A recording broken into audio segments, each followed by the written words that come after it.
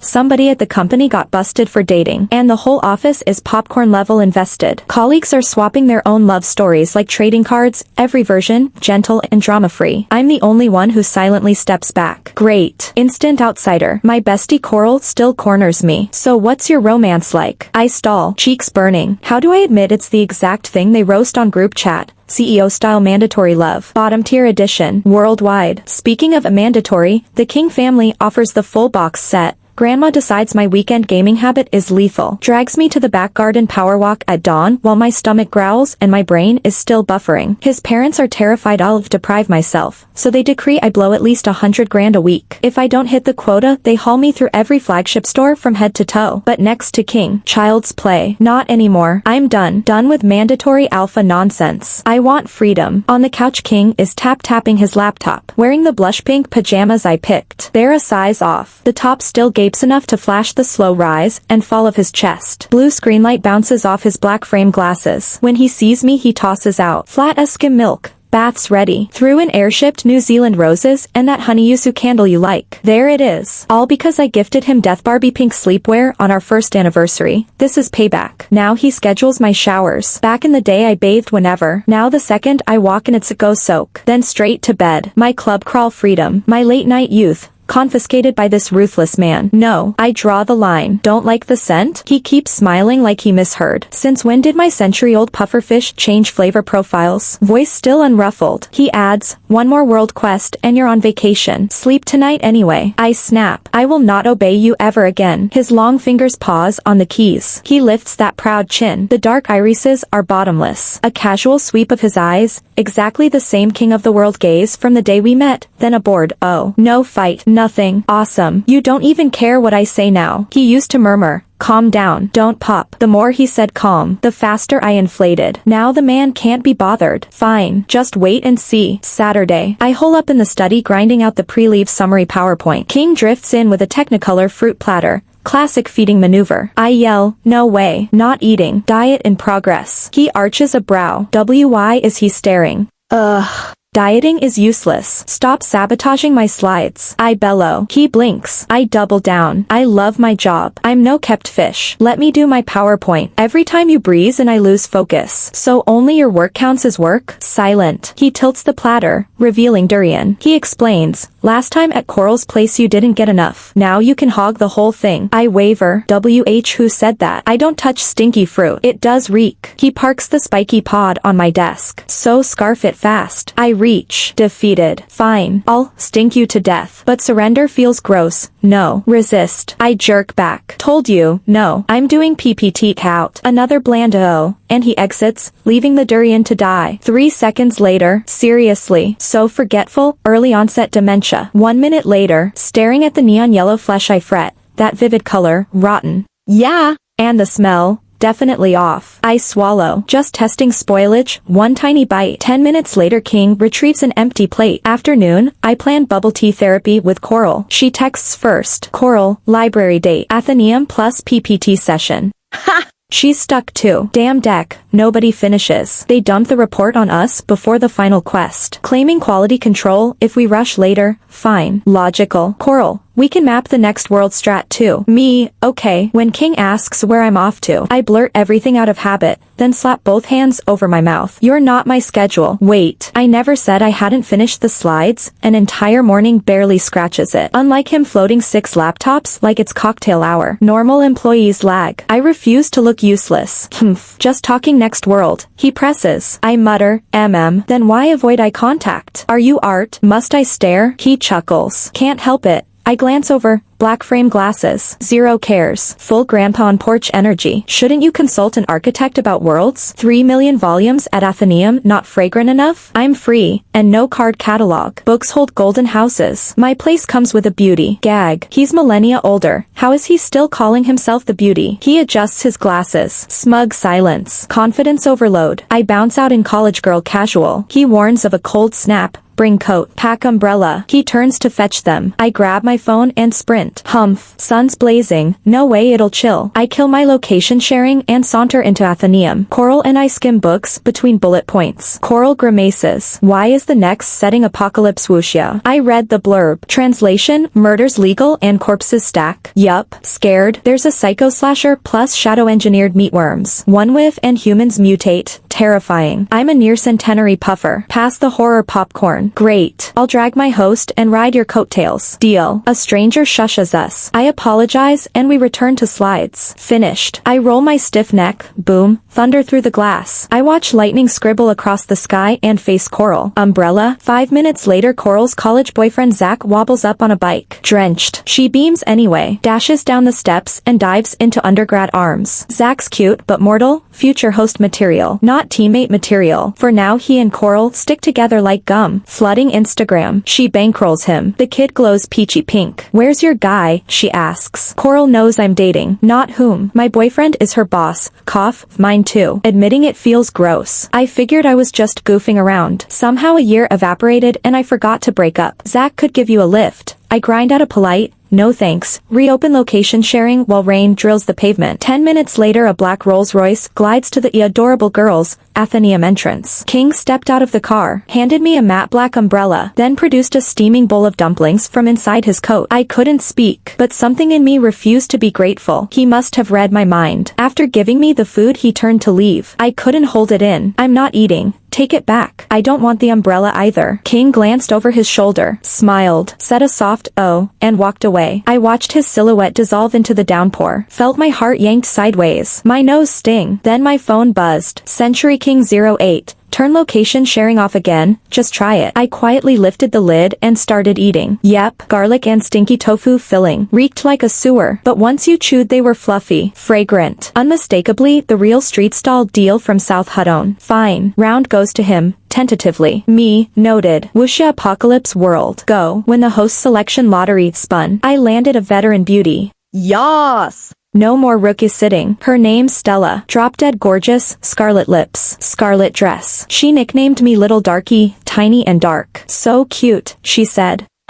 We'd barely started chatting when my phone vibrated. Century King 08. How's the new world? Me, decided, changing my name from Bubbles to Little Darky. You system staff get to keep phones? Stella propped her chin, grinning. My hand shook so hard I nearly dropped it. And no, this isn't, it's not the official system channel, she said. Phoenix eyes dancing, private line. Ah, and no, I mean, this is, I was toast. For immersion. Hosts aren't allowed phones. Company system logs everything. And if anyone saw the chat it would be mortifying. No rookie had ever asked. Newbies just beg for walkthroughs. I used to sneak messages. Figured nobody cared, until Stella the veteran caught me. I smacked my forehead. How did I forget to hide it? Awkward. No excuse left. Rule breaker. Little Darky. She patted my head. Report it and they dock your pay. Right? Dock my. I drew myself up. New directive from my supervisor. A directive from King, second only to the architect. Counts as policy. I wasn't lying. Stella kept staring until my scalp crawled. Wait, if she reports me, I'm done. A pro like her knows every channel. The whole office of yokels will laugh. Say I climbed skyscrapers on soft rice. Will Coral think I lied? That I'm flaunting an office romance? And cut me off. My brain was about to detonate. She still didn't buy it. Just ruffled my hair. Relax. I won't tell. Just don't do it again. Exclamation point. She's an angel. Thank you. Thank you. Sis. King still hadn't answered. So I typed, "Don't wait up," and powered off. Coral had somehow drawn Songji, straight A golden boy the academy, picked for world immersion. Ha! Coral swore this world was too lethal, said she'd stay virtual in his skull. Now that her host is Songji, she's skipping around all smiles. Watching them canoodle at the spawn point stung. Hello, quest time. You won't die, but it hurts. And failure bleeds your paycheck. Tell your boyfriend to sign up too, then you can hold hands. Ugh. No thanks. She wouldn't listen. Too busy lovebirding to bother with plot. My girl's different, a full heroine arc. Slay the demon bugs. Save the world. I stared as Stella used her veteran privilege on the screen and tapped the red button. Villain role. She flicked her hair. Heroes bore me. This fits me better. Villain. Holy crap. Never saw it coming. Why villain? She wants to get pummeled. Being hero isn't shiny enough. In a 5-star danger world, villains get murdered extra hard. And sure enough, she's the only one. You really a century old? Yep. Almost capped. Every 100 years your kind faces a calamity, right? Yup. Vacation time. I'll go get zapped. Out of everyone's way. She asked like we're chatting tea flavors. I collapsed. These days it's been hide and seek with Doom. Her character, cult leader's daughter. Lousy at shadow arts. Weirdly good at celestial spells. Pure heart. Ran away for fun. Got bullied by humans. When celestial troops investigated the demon bugs. Her clean record saved her. The celestial hero pitted her. Let her tag along. She fell hard. Later she tried to join Celestial. Almost lost her soul. But when her clan was exposed for breeding bugs, she broke with them, and with the hero, who now loved the heroine. She snapped. Full villain turn. While heroes summon phoenix familiars. Hers is a crow. While heroes feast. We gnaw moldy buns. While heroes slash bugs. She waitresses in the backyard. I gnawed the rock hard bread. Swallowed. Gave up talking. Should I just hide in my pocket dimension?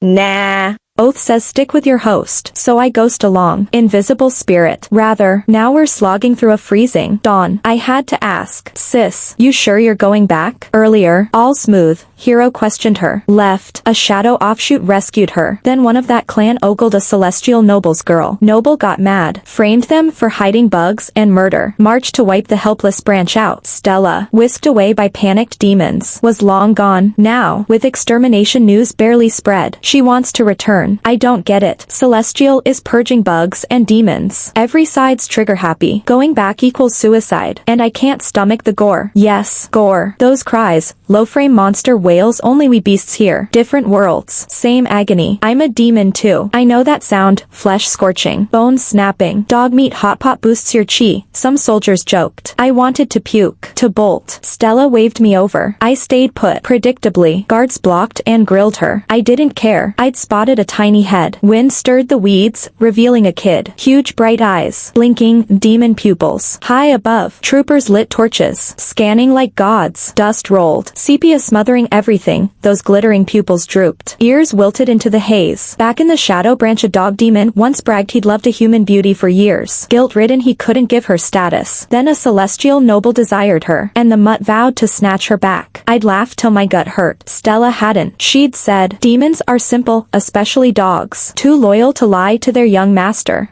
Yeah. Right. A stunner falling for ugly mutt. Total pipe dream. Stella'd only smiled. Anything's possible. Now flames roared. Heaven and earth turning ash gray. Steel flashed. Hooves thundered. And what came next? In bloodlight. Firelight. A single child. I can't name the feeling. Wind shrieking past my ears. Sirens. Screams. I couldn't hear a thing. Like every sound in the universe had been muted. I only remembered lunging forward and blocking a mounted soldier who'd been riding in like he owned the sky. Then, bam, I'd somehow gone solid. In the dungeon asked me, do you think these worlds are fake? No, I said, they're real, just running parallel to ours. Every single one is broken, though, and it needs the right character to patch it up, savior or disaster, idiot or genius. It doesn't matter. Each role pushes the plot forward, and that's the job our system was built for, the architect's duty, the overlord's mission. But the worlds slip out of control. Look at me, suddenly corporeal and no clue why. The calamity's probably closing in. Everything's up for grabs. King popped into my head. He was the architect. The guy who'd memorized every rule in every reality. I'd meant to look something up at the Athenaeum last time, but it started raining and I blanked. I might have missed a bug. Still, if I keep scrolling on my phone, forget it. What employee doesn't go straight to the GM when they're stuck? I can handle a 5-star world. No biggie. Stella laughed and started telling me her story. She said in her first world she'd fallen for someone loyal little puppy type, utterly devoted, but he'd been cast as the villain, and she was the hero. To finish the plot and go home she had to kill him. She tried offing herself to escape the heartbreak, but the architect caught it, forced a respawn, and laid down the law. Die by his hand, or kill him. She couldn't do it, so the architect demonized the guy, drove him rabid. In the final second the boy turned the blade on himself. Stella ran in, caught him, but the white wedding gown still bloomed red, and the system yanked her out. Clack, the cell door snapped me back to now. A celestial squad was here to interrogate Stella again, and this time they dragged the kid and me along. 3 non-aeon misfits, trussed up like turkeys with spirit-binding rope. My cover, handmade to Lady Sishianya, Stella's ruined Daoist heiress. She leaned over and whispered that I'd better keep the catastrophe I'd rescued under control. The boy was a mute half-demon child,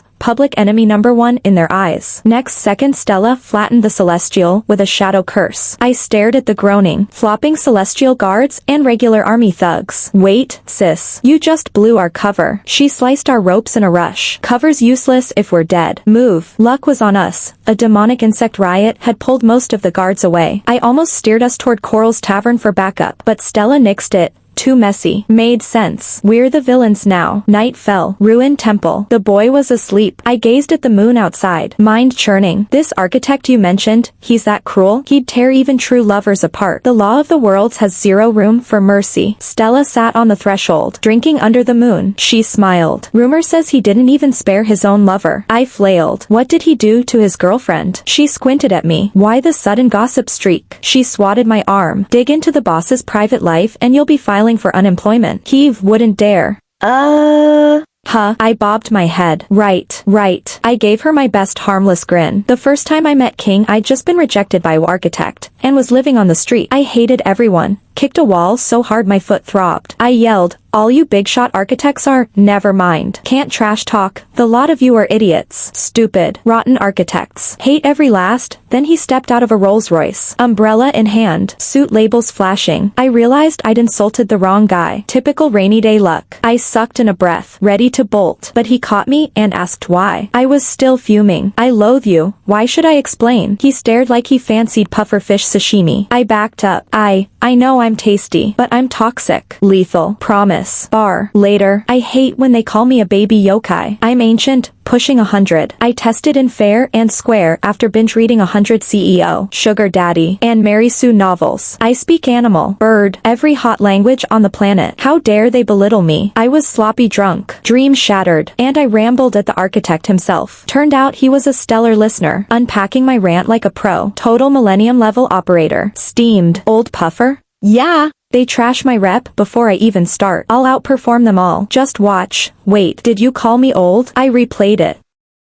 Old, has a nice ring. I punched his shoulder. So what's your age? Average at Overlord Invincible is like 1,000, right? I skew the curve. Ha! Must be close to mine. What did you score in algorithm class? Hey, just an extra 0. Add 1 for me and I'll be architect material. He just smiled. Coral's amazing. 500 and already hired. Plus she's got a boyfriend. Could fly to work, but insists on riding his bike. Sniff. I teared up. What's so great about the guy? She won't hang anymore. Claims I'm a kid who's never been in love. Used to never call me little. Now she flaunts couple stuff. Sharing one ice cream. Autumn's first bubble tea. Gross. Cloying. Arg. He laughed, but shadows flickered in his eyes. He sipped absinthe and tried to soothe me. Only fan the flames. I was ready to fight Coral's man when he bent. Hands on my shoulders. Rain clung to his lashes like bitter liqueur, turning to mist. How about trying it with me? Then, next morning I woke, freaked, and scrambled out of bed. He called after me like some innocent ingenue. And that was that. Coral pinged my head. World bug. Plot just skipped to the part where the Celestials summon heavenly lightning to nuke the demon bugs. What's the rush? Slicing worms isn't our department. Cut off the head and lightning strikes the source. It'll fry anyone tied to breeding the bugs. Meaning the entire Shadow Clan. I glanced at Stella roasting sweet potatoes for the boy and pushed her the update. Looks like we're catching lightning. Might sting. Bye.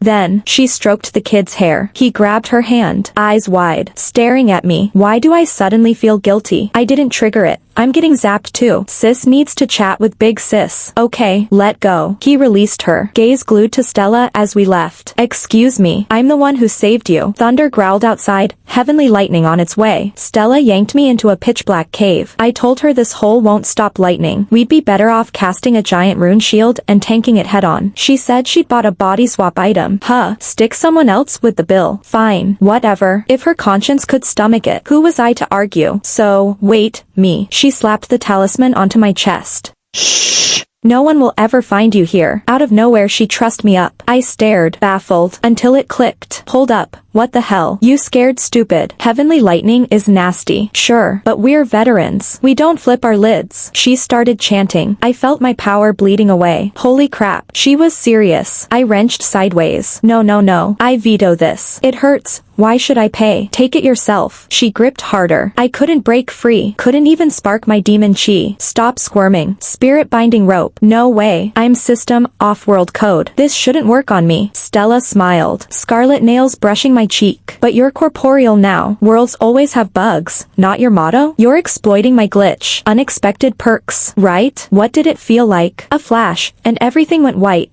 Why are you so pretty? Don't look at me. Read. The boy kept his head down, muttering, read. Books are boring, beauty beats parchment. My arm slid around him like it owned him. The shady grove shattered into firelight. Someone, I reached, caught only smoke. Dad, Mom, sorry. I didn't. I never meant. The boy's voice cracked. Grandma, a white-haired woman swung her staff. A rune circle flung me aside. I crawled, was flung again. Couldn't reach her. The burden of the Aeon is yours now. In sunlight she burst to foam. No, don't. How dare you switch off location sharing? I searched forever. Hurt. Or maybe nothing. It hurt. Arms crushed me close. The god who admins reality must cast spells without desire. So lovers lost each other. Never leave me again. Pain. Mine. Not mine. Everything crashed over me. I blinked awake. The talisman was gone. The spirit binding rope coiled on the floor. Before me he stood in snow-white divine armor. Blindingly bright. Yet his face held no mythic kindness, only ice. Beside him Stella cowered. Tears guttering through ruined mascara. How are you here? Impossible. Buying cheat items without system clearance? Did you think logs wouldn't record? The net of heavens wide. Nothing slips through. Your calamity. Your shoulders. Heavenly lightning writhed. The earth shook. A small boy stumbled in and took the first bolt for her. You're really... Stella wept at him. Stella. The once mute boy spoke. I begged Architect for one chance. Now, I spend it. He hugged her, tiny frame shielding a grown woman's despair. Stella shrieked, trying to shove him off. He clung tighter. Last time. Live. Please. When the second bolt fell I blacked out again. Only screams. Souls shattering. Billions of worlds flickered in my skull. Billions of faces. Joy. Grief. Rage. Bliss. Exploding. Then softness. Cotton candy gentle. Wake. Don't drown in the worlds. Light haloed me. I opened my eyes to a ward that smelled of disinfectant. This is the human world. His eyes were wet as he kissed my forehead, soft as dream. And I forced out. One soul scattered. One left with regret. What? He spelled it out. Stella had hijacked my centennial calamity and the swap bug. Used my system ID to chase a ghost across worlds. And the ghost was right there. I got zapped while loopholes ricocheted me through realities until I flatlined. She watched, unable to believe Architect would gift mortals emotion. Architect doesn't refuse, humans just ask for too much. He'd planted the ghost in the boy so they could share time, speechless, but together. When the boy stepped into the lightning he lifted the mute seal, spoke the truth. Repentance is allowed, price must still be paid. Her calamity, mine as well. He looked bleak, muttered rest, and turned to leave. King, I called. He froze. You. I told you not to butt in. I roared with what strength I had. He gave a helpless laugh. Since when do I obey you? How did you find me? Wherever you are, I'll find you. I slapped his arm. Serious answer. Ninth son of the gods. King. He laid it out. Eons ago, I was first picked to help Architect manage reality. Then the celestial clans seized the chaos and stole the seat. His family had been staged theater. Warmth he wanted me to feel. Grabbing the throne was hardly spotless. Not blood, but thicker. No wonder they all bossed like him. Everyone's just his avatar. I patted his head. Magnanimous. Relax. Being Architect sucks. Paperwork. No vacations. You keep it. I'd blow the place up in a week. You've ruled my realm well. I'm pleased. Tears shimmered. He kissed my hand repeatedly. I want to give you all the warmth. Surprise confession, hard to parry. Those deep eyes, crap. He means it. You already have. I truly thank you. He handed me my phone, tapped the wallpaper. Right in front of him I swapped my Tyrant CEO lock screen to a cozy quote. I want to give you all the warmth. Changed his contact to 1,000-year wait. He beamed. Cool enough? He nodded. Then my turn. One condition. Shoot. Back off a little. The sunny overlord flattened. Different subject. I want a bike ride too. I pointed at Instagram. Coral on the back of Songji's bicycle. King went silent. You want his bike? Yes or no. Can't force people. Force. Like making me wear wool long johns under a mini wasn't forcing. I'd planned to hit the mall in a short skirt with Coral. He said it was too short and made me layer thermal pants underneath. Buddy, old pal, who pairs minis with long johns, maxi, or pants, so my skirts are waisted? He adjusted his black frame glasses. Wear them at home. A memory slammed me. King. What? Important memory. Spill. The night we got together, you didn't even take your clothes off. He owned it. So, I was conned, fully dressed, and you still made me commit. He chuckled. I filed with architect for a year. Now it's official. We're good. Get lost.